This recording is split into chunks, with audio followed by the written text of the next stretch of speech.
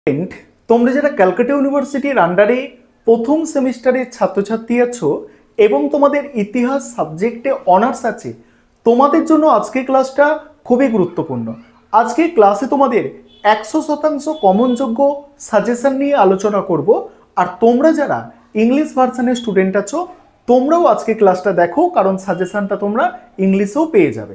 তার আগে বলে রাখি, তোমাদের প্রথম সেমিস্টারে ইতিহাস অনার্সে দুটো পেপার পরীক্ষা দিতে হবে। একটা হচ্ছে ডিএসসিসি পেপার, যেটার কোড হচ্ছে ডিএসসিসি 1।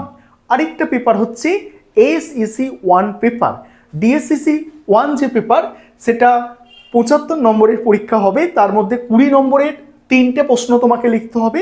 3টে বড় প্রশ্ন 20 নম্বরের থাকবে, আর 5 নম্বরের 3টে প্রশ্নের অ্যান্সার করতে হবে। এটা হচ্ছে ডিএসসিসি 1 পেপার। আর এসিসি যে পেপারটা আছে, এসিসি 1, সেটা টোটাল তো 50 নম্বরের পরীক্ষা। সেখানে তোমাদের 30 নম্বরের, দেখো 30 নম্বরের একটা প্রশ্নের অ্যান্সার করতে হবে, আর 10 নম্বরের দুটো প্রশ্নের অ্যান্সার করতে হবে।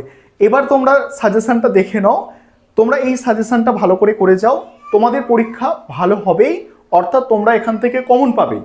আর প্রথমে আমি বাংলায় আলোচনা করব, তারপর ইংলিশে। আরেকটা বিষয় বলে নিই, তোমাদের জন্য স্টাডি মেটেরিয়াল তৈরি করা হয়েছে।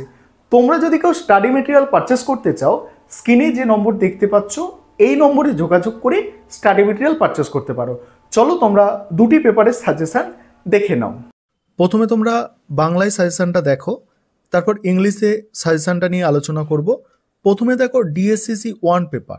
ডিএসসিসি 1 পেপার থেকে তোমাদের 20 নম্বরের 3টে প্রশ্নের উত্তর পরীক্ষায় করতে হয়। এখানে 20 নম্বরের জন্য যে প্রশ্নগুলো তোমাদের তৈরি করতে হবে, দেখো প্রথম প্রশ্ন, প্রাচীন ভারতীয় ইতিহাসের উপাদান হিসাবে মুদ্রার গুরুত্ব আলোচনা করো। যে প্রশ্নগুলো স্টার সংখ্যা বেশি আছে, সেই প্রশ্নগুলো তোমাদের জন্য মোস্ট ইম্পর্টেন্ট প্রশ্ন। তারপরের প্রশ্ন দেখো, শিল্প ও বহির্বাণিজ্যের বিশেষ উল্লেখ সহ হরপ্পা সংস্কৃতির অর্থনৈতিক দিক আলোচনা করো। পরের প্রশ্ন আছে, পরবর্তী বৈদিক যুগে সামাজিক অবস্থা ঋগ বৈদিক যুগের তুলনায় কিভাবে পৃথক ছিল। নেক্সট প্রশ্ন দেখো, ষোড়শ মহাজনপদ সম্পর্কে একটি টিকা লেখো। পরের প্রশ্ন, ভারতে বৌদ্ধ ও জৈন ধর্মের উদ্ভবের আর্থসামাজিক প্রেক্ষাপট আলোচনা করো। পরের প্রশ্ন, আর্য সমস্যা বিশ্লেষণ করো। তারপরের প্রশ্ন, হরপ্পা সভ্যতার নগর কাঠামোর মূল বৈশিষ্ট্য বা নগর পরিকল্পনা আলোচনা করো। তারপরের প্রশ্ন দেখো, বৈদিক যুগের ধর্মীয় জীবন সংক্ষেপে উল্লেখ করো। নেক্সট দেখো, বৌদ্ধ ও জৈন ধর্মের পার্থক্যগুলি নির্ণয় করো। পরের প্রশ্ন, মধ্যপ্রস্তর বা নব্যপ্রস্তর যুগ সম্পর্কে আলোচনা করো। আর হচ্ছে প্রাচীন ভারতের ইতিহাস রচনায় সাহিত্যিক উপাদানের গুরুত্ব। এই হচ্ছে তোমাদের 11টা টোটাল মোস্ট ইম্পর্টেন্ট প্রশ্ন। তার মধ্যে যেগুলো ইম্পর্টেন্ট আছে সেগুলো আমার স্টার দেওয়া আছে। এবার এক্সট্রা কিছু প্রশ্ন এখানে রাখা হয়েছে, তোমরা দেখতে পাচ্ছ। যাদের মনে হবে তোমরা এক্সট্রা প্রশ্ন একটু দেখে নিতে পারো।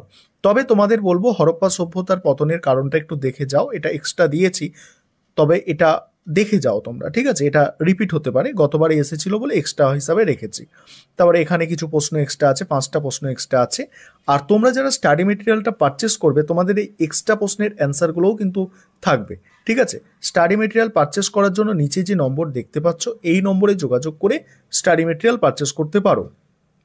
এবারে 5 নম্বরের যে প্রশ্নগুলো আছে, 5 নম্বরের প্রশ্নগুলো তোমরা দেখো। 3টে 5 নম্বরের প্রশ্ন তোমাদের পরীক্ষায় উত্তর লিখতে হবে। 5 নম্বরের জন্য দেখো, প্রাচীন ভারতের ইতিহাস পুনর্গঠনে প্রত্নতাত্ত্বিক উপাদানের গুরুত্ব। পরের প্রশ্ন, মধ্যপ্রস্তর যুগের বৈশিষ্ট্য। তারপরে হরপ্পার নগর পরিকল্পনা সম্পর্কে লেখো। তারপরে আছে হিস্ট্রি, ইতিহাসের মধ্যে পার্থক্য। সভা সমিতি সম্পর্কে আলোচনা করো।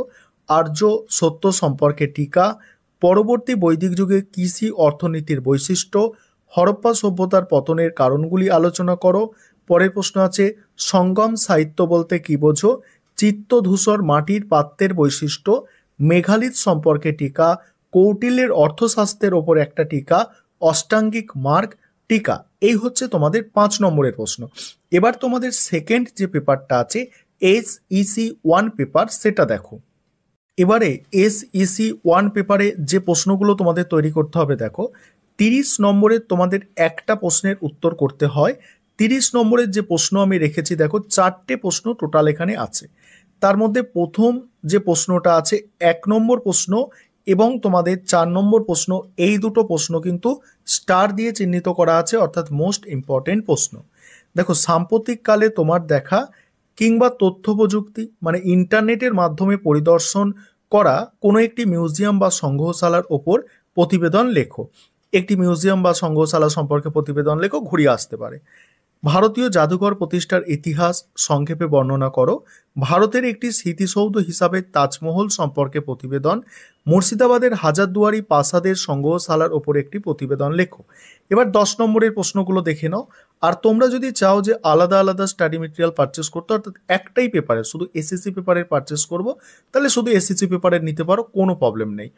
তারপরে দেখো 10 নম্বরের প্রশ্ন যেগুলো তৈরি করতে হবে, দেখো জাদুঘর বা সংগ্রহশালা কি, বিভিন্ন প্রকার জাদুঘর সম্পর্কে আলোচনা করো। পরের প্রশ্ন, লেখাগার বা মহাফেজখানা কি, শিক্ষার সম্প্রসারণে এর ভূমিকা। লেখাগার কি, বিভিন্ন প্রকার লেখাগার সম্পর্কে আলোচনা করো।